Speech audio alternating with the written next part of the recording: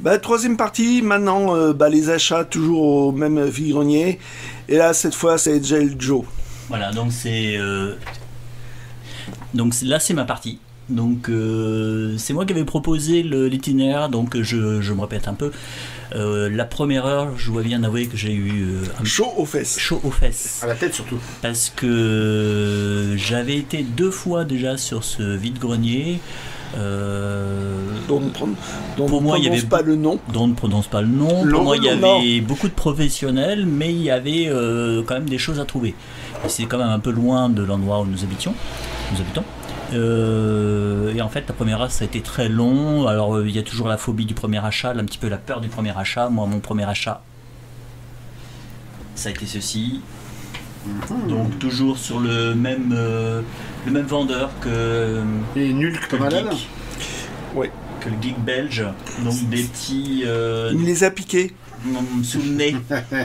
Car je suis méchant. Ouais, bah ça je le savais. Et en plus, en ce moment, je regarde beaucoup de vidéos d'Amazing Geek. Donc, bah voilà. Ah, qui est un mec super. Ah oui, c'est très drôle. Et tous c'est sont sympathique. là. Voilà, c'est ça. Et C'est quoi le petit format de nul comme malade? C'est les derniers petits formats que faisait Haredi avant de passer à des grands formats. Avant, c'était des petits formats en noir et blanc. Ah oui, ils font quelque chose. Ils ont fait oui, des oui. petits formats après en couleur, brièvement. Ouais, c'est très brief. Très brief hein. Et après, ils sont passés à des grands formats, à des formats normaux où ils ne remontaient pas les cases. Ouais, ouais. Voilà. Donc là, j'ai acheté ça vraiment pour découvrir, Tu vas pas être déçu. Hein. On va voir. Hop, donc ça, c'était... Bah, à la lecture, ça reste de piquer un peu quand même. Un peu. Ouais, un petit... Bah, je l'ai conseillé d'ailleurs.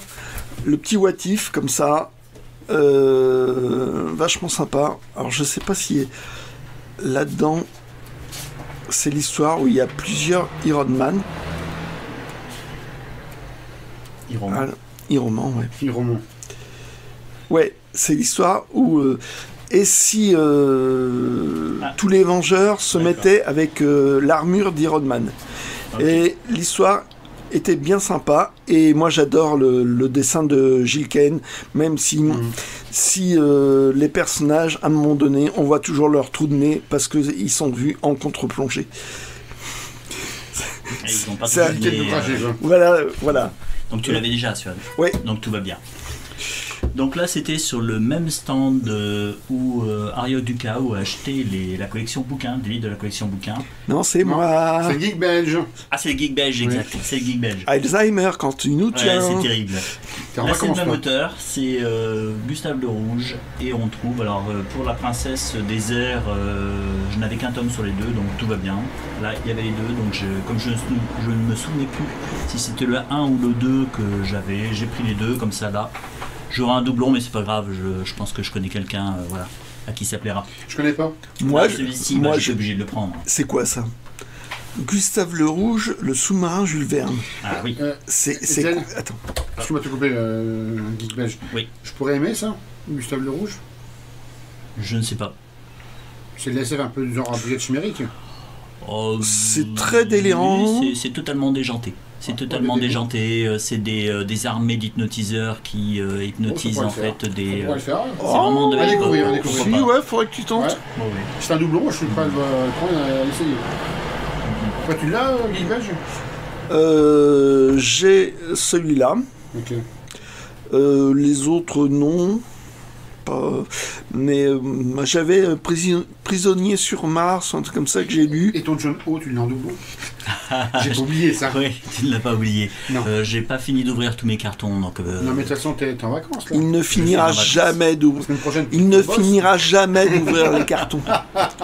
Je suis sûr qu'un jour, il trouvera un carton dans un carton, dans un carton, dans un carton. C'est ça. Il ne finira jamais Il disait, d'ouvrir Joe, ces acheter une maison, elle est pas assez grande.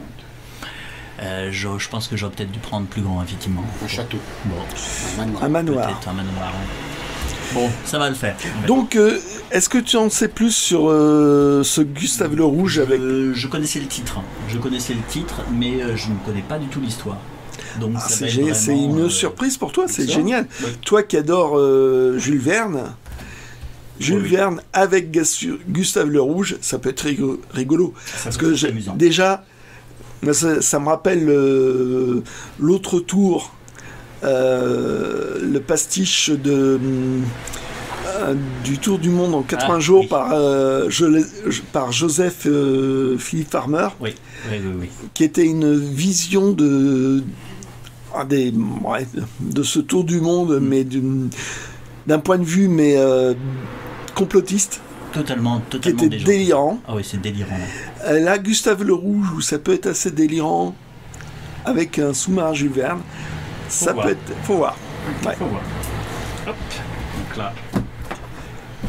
C'est quoi celui-là? T'as pas tout montré? Non, c'est- je vais tout montrer. Ça, Donc c'est, un autre Gustave Le l'histoire Rouge. en Inde. Ok. Et à cette époque-là, en fait, il y a eu beaucoup de livres sur l'Inde mystérieuse. Bon, on peut penser à Salgari qui a fait D'accord. Sandokan, Sandokan. qui se passe en Asie. Pirate des il y a aussi, mers, oui. oui. Il y avait aussi un autre auteur dont j'ai oublié le nom à l'instant, c'est Alzheimer, qui a beaucoup écrit sur l'Inde. Bien sûr, les méchants, c'est les Anglais. Donc en fait, à cette époque-là, ça passait. Alzheimer, c'est un auteur? Ah, bah, merde, tu Non, l'as non, sorti c'est- avant moi. Oui, c'est ça. Donc c'est et en fait, c'est vrai qu'il y avait beaucoup de romans à cette époque-là sur Et l'Asie mystérieuse. C'est Terry Alzheimer, c'est ça? Le côté ouais, Inquiet, quoi. exotique, quoi. Oui, c'est ça. Là, c'est pareil. Hein. Côté exotique. Gustave Ah, Le bon. Rouge, la Dame Noire des frontières. Ouais. Dans le bouquin, regarde, Et Gustave Le Rouge, ouais, c'est... Roman d'espionnage, apparemment. ok. D'accord. Roman d'espionnage. Hop. Bon, alors ça, c'est le défaut un petit peu des 10-18. Ouais. Ça jaunit et le pelliculage Pellicule s'en va. Ouais. Bon. Et l'Amérique mystérieuse. Il est en train de Ah, dire en même temps. Oui, je découvre en même temps. Bah, j'espère que ça va être des bonnes surprises. J'espère. Ça se tente. Ça se tente. Hop. Par ici. Ça se découvre. Merci, ils me le mettent de mon côté. Alors là. Ah, qu'est-ce que tu me files comme cadeau? Oui, c'est- Allez, celle-là, c'est coché. Allez, c'est fait. Je suis une rivière pour mon peuple. Alors là, nous avons donc Je vais me branler, moi. Strange 104, un Strange spécial origine. Donc le Strange 104, je ne l'avais pas et je le cherchais depuis très longtemps. Il est emblématique, Voilà, il est emblématique parce que c'est traumatique. l'album. Traumatique, totalement traumatique. Ah, tu montres. Ah, bouge pas. Alors là, ce matin, je l'ai ouvert Touche et alors pas, là, ça. ça a été aussi traumatique. Ah merde. Ah, putain. Ah voilà, la malédiction des pages manquantes. Non. Oh la vache, en plus, il te l'a vendu cher. C'était cher parce que mais comme c'était un album emblématique, je le voulais. Ah la vache. Et en fait, il va falloir que je le continue à le chercher. Alors, Même si je vais pouvoir lire quand même l'épisode que je n'avais jamais lu. L'épisode emblématique Voilà. de Spider-Man. Où, question. As-tu repéré cette tête d'enculé? malheureusement non. Parce que pour celui qui Voilà. lire, on aurait fait sa peau, quoi. Et on a les pages emblématiques où Gwen Tracy, Déjà. Stacy. Ouais. Gwen Stacy. merci, Gwen Stacy. tombe. La mort de Gwen Stacy. Et voilà. Voilà. Et là, ça a changé le ton de Spider-Man. Ouais, carrément. C'est ça. Ça a donné un côté Dramatique. dramatique. Adulte. Totalement dramatique dans la mesure où, je sais pas si tu remarques, mais on entend le snap. le snap. Ouais. C'est quand elle se brise la nuque. Ouais.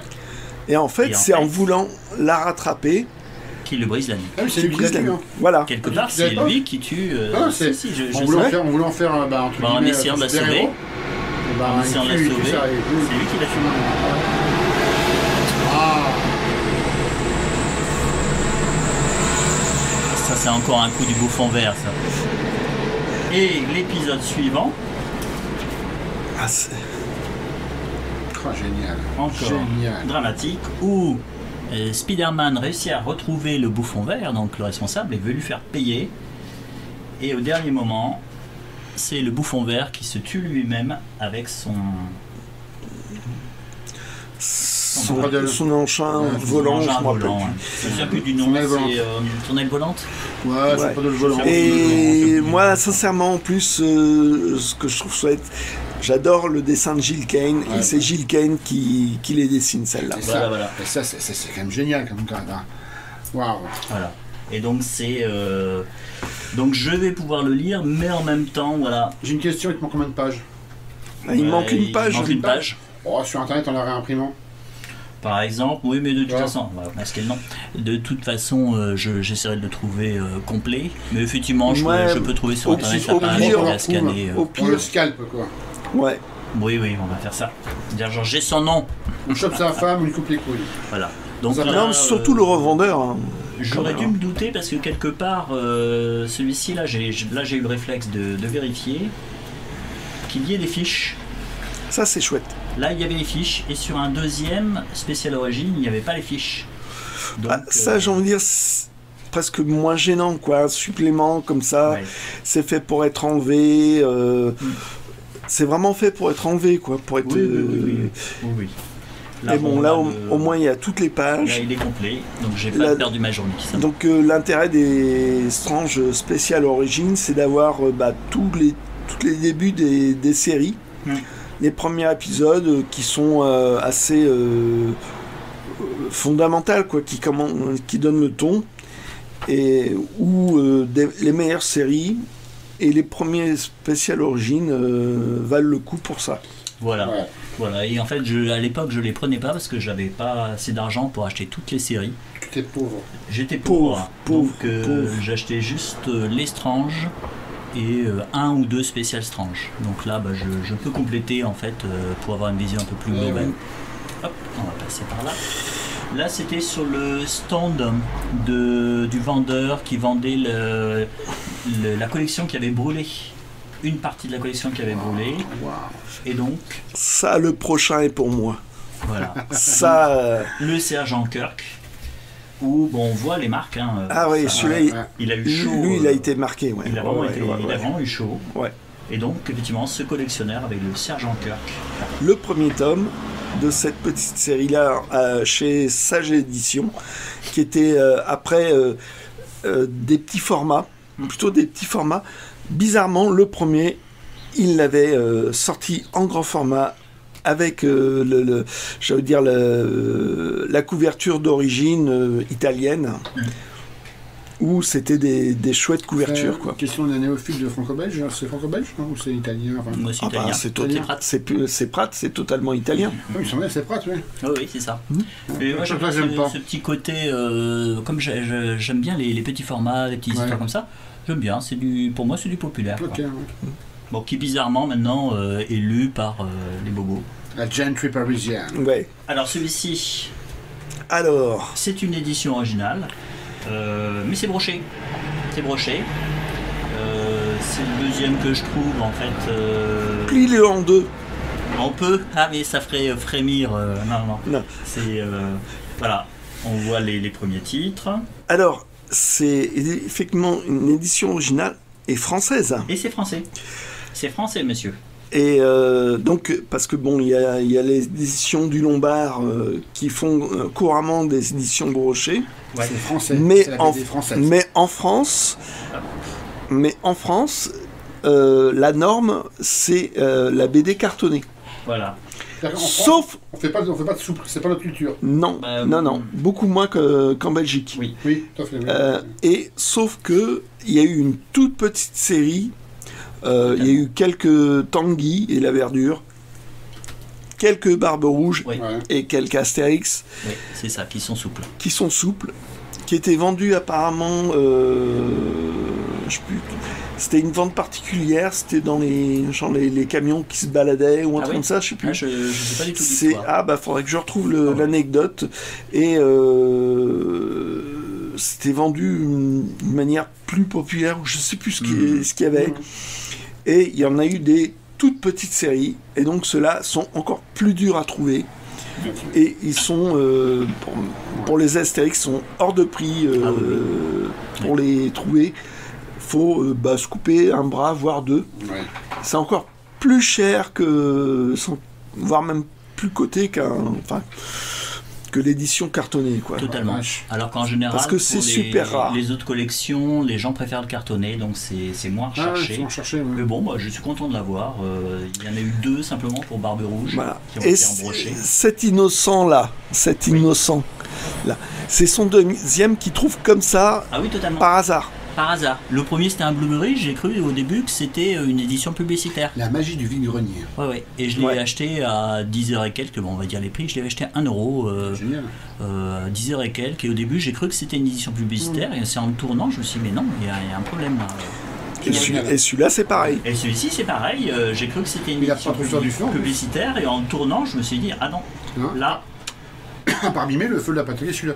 celui-ci, ça Non, va. non, ça va. Celui-ci, ça va. Ouais. Le dos. Il y avait juste le le dos, tapis, le dos à restaurer. Hein. Ça, il faudra recoller ça Ouais. tranquillement. Mais sans trop tarder, parce que ça risque de tomber. Bah, et surtout que j'ai tendance des fois à les abîmer. Bon. Alors là, petite patrouille des castors. Hein, ça mange pas de pain, c'est Mais totalement ça- naïf. Ça, je te le laisse. La patrouille voilà. des castors, les Ah, amis c'est- des canards. Non, tu connais? Non, mais j'ai Non, pas envie de non, pleurer. Alors, c'est du charlier, c'est extrêmement bavard. Mais remets au début. Il y a une scène de cul, là. Non, remets au Ah début. non. Tout au début. Donc une page. Ah putain, il manque manque la une page, page, ouais. il manque la page de Ah, présentation. donc c'est la malédiction qui vient encore de Oh la frapper, C'est le même vache. vendeur? Non, c'est un autre vendeur. Ouais, bon, après, ce mec-là, il t'a fait un prix quand même. Ouais, j'ai Ouais, payé, non, ça, c'est pas cher. c'est 50 Là, je centimes. me demande s'il manque pas de Mais, catalogue. il manque des choses, ouais. Donc, C'était pas sur le même stand où il y avait le. Eh, les gars, vous êtes quand même des pros de la Chine. Ouais, Vous ça regardez fait pas. bien. bah, on se fait avoir. Bah, on se fait Sinon, avoir. vous mais- faites de votre Ah, poussière, mais attends, Hein. souvent, en fait, on a peu de temps, on doit rester discret. Vous avez peu de temps, arrêtez vos Bah, conneries. Hein. On a Non, fait non, le non, bord du non, grenier. non, vous enfin avez- bref. Des fois, oui, on fait des erreurs. Hein, on n'est Ouais, pas. ouais. Là, c'est plus des erreurs, là. C'est... Ça fait beaucoup d'erreurs là. Ça fait Je 2 me suis erreurs. fait cogner, là.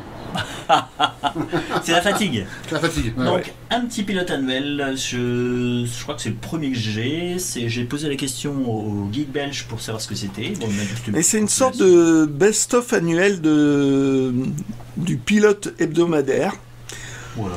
Ah oui, c'est un truc de vacances, quoi. Et non, c'est mieux que ça.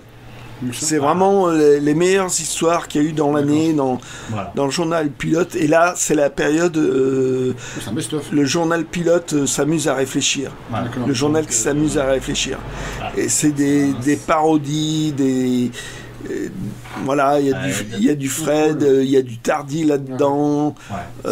C'est vraiment. Là, Ah. le début de Ah, Bilal. mais Trondheim, non? Ah, Bilal. Le mutant. Non, pas Trondheim? Non, Non, il n'est pas mal. non, il était pas né. Bon, ça va. Celui-ci, il a l'air d'être complet. Il est complet, Tout va bien. il n'est pas décollé. Mm. C'est super. Alors là, c'est sur le deuxième vide-grenier. Donc, c'était le vide-grenier où nous avons rencontré. Bon, on a vu Fournier. C'était possible qu'il soit dessus. Bah, heureusement, il faisait encore le vide-grenier devant chez lui. Donc, on a pu discuter un petit peu avec lui. Et un petit peu plus loin, je suis tombé sur Alors, sur un mec qui en avait une bonne dizaine. Ah oui, c'est ça qui était drôle. Il en avait une dizaine. J'ai pris le paquet classique. Combien c'est bouquins? Parce qu'un bouquin, c'est moins cher qu'un livre. Et il avait un petit peu regardé sur internet ce que c'était. Il vendait en général 5 euros, sauf celui-ci 1 euro, parce qu'il était abîmé. Mais tant mieux, parce que c'est celui que je voulais.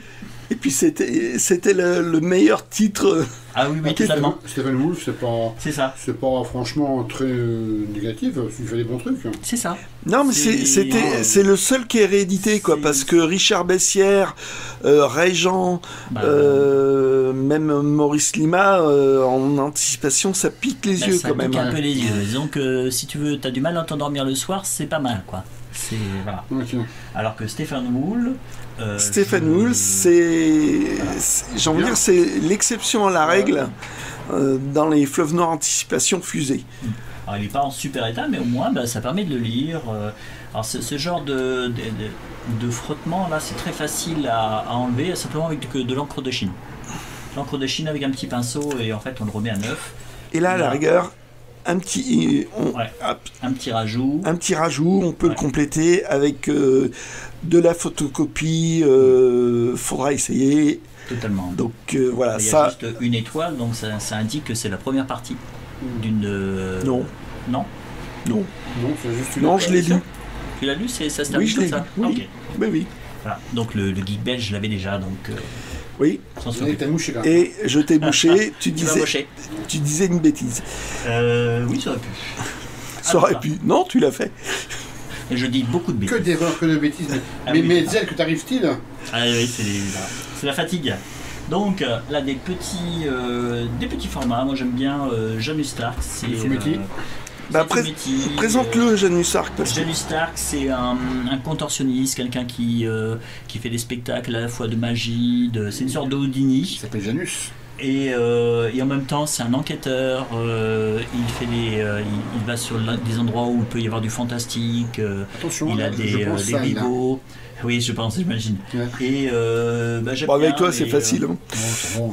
Voilà, c'est des aventures, c'est sympathique. Et là, on le voit, hop, il arrive à se glisser partout. Ah, c'est le roman de gare Et typique. c'est en fait roman de gare, c'est à l'époque victorienne, je pense. C'est pas trop défini et c'est sympathique. Donc j'avais trouvé celui-ci je le voulais pas et en fait c'est le vendeur qui m'a dit oh, celui-là il déchirait, je vous l'offre. Bon bah je l'ai pris pour lui faire plaisir, mais je pense que ça doit piquer, roman de guerre apparemment. Hein. Ça doit se passer dans le Pacifique, oui. On voit, ça se passe dans le Pacifique. Il y a des nids, il y a des gens du c'est Pacifique. ça, t'as des gens du Pacifique. Je l'ai pas dit. Voilà, donc voilà. Et, tu l'as pensé très fort. Non, c'est pas vrai. Et sur le troisième vide-grenier, donc c'était celui où je m'étais un peu engagé à y aller, donc on y a été. On y a été, il était 5h du soir. 5h du soir, je veux bien avouer, j'étais un peu fatigué. Et en fait, il y avait l'ami qui est passionné par Astérix, qui est super sympa. Et qui nous bat plat de couture. Oh oui, totalement. Qui a au geek belge les mini-romans, enfin les mini-citations des Astérix, les micro-petits bouquins. Ah oui, oui c'est ça. C'est sur ce stand-là, en fait. Il nous bat à plat de couture pour la collection d'Astérix, sur la connaissance qu'il a sur tous les produits dérivés d'Astérix. Il est super sympa, super généreux. On a bu un petit Diabolomante. On a bu un Diabolomante dans le local où il organisait en fait le vide-grenier. Vous avez bu quoi? Diabolomante. Et j'ai acheté sur son stand, il avait des photos d'exploitation. Alors, mon enveloppe est totalement déchirée, mais elle est ancienne. Voilà, j'ai la première version de La Guerre des boutons.